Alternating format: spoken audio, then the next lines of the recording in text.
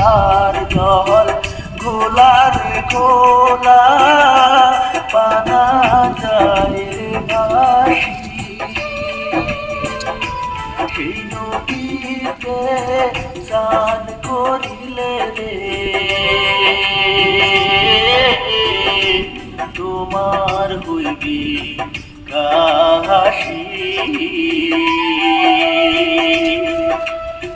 নদীতে না যায় ওরে কন্যা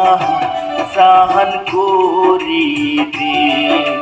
নদীতে না যায় ওরে কন্যা স্নান করিতে